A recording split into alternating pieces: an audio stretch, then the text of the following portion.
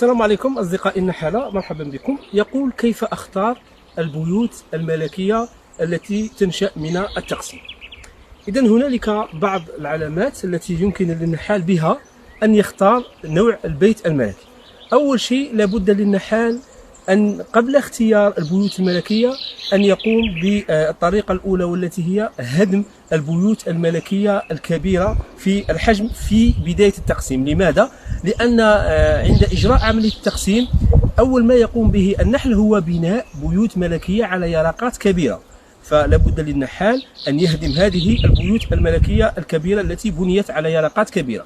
بعد ذلك، بعدما يقوم النحل ببناء بيوت على ملكية على يرقات صغيرة، يتجه إلى اختيار البيوت الملكية التي تكون كبيرة في الحجم، وأيضا يختار البيوت الملكية التي تكون خشنة الملمس ولا تكون ملساء، وتكون بها على شكل ثقب هكا، يعني تكون محفورة.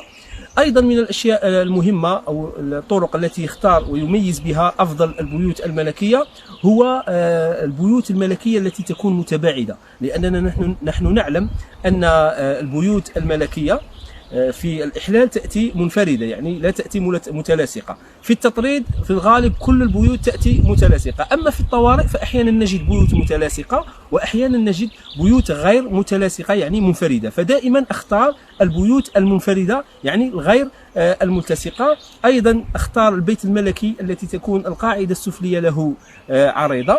إذن هذه بعض العلامات والأمارات التي يختار بها البيوت الملكية. بعد خروج الملكة، إذا أشرفت على خروج الملكات، كيف أختار الملكة من هذه الأنواع أو من هذه البيوت؟ مثلا أنا اخترت 3 بيوت ولا 4، ومن حسن حظي أني لما جيت نفحص رأيت أو أدركت اليوم خروج الملكات، فأقوم بالتقفيص عليها. كيف أختار الأفضل بينهم؟ يعني بالتقريب أختار الأفضل من جهة الجسم والبنيان، نخير اللي تكون عندها بنية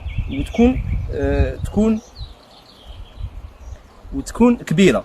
الأمر الثاني نختار اللي تكون سريعة الحركة، يعني اللي تكون ثقيلة وتمشي ببطء، يعني ألغيها وأختار سريعة الحركة التي تكون نشيطة. يعني بهذا يمكنك معرفة البيوت الملكية الأفضل ومعرفة الملكات تقريبا الأفضل. وإلى فيديو قادم، والسلام عليكم ورحمة الله وبركاته.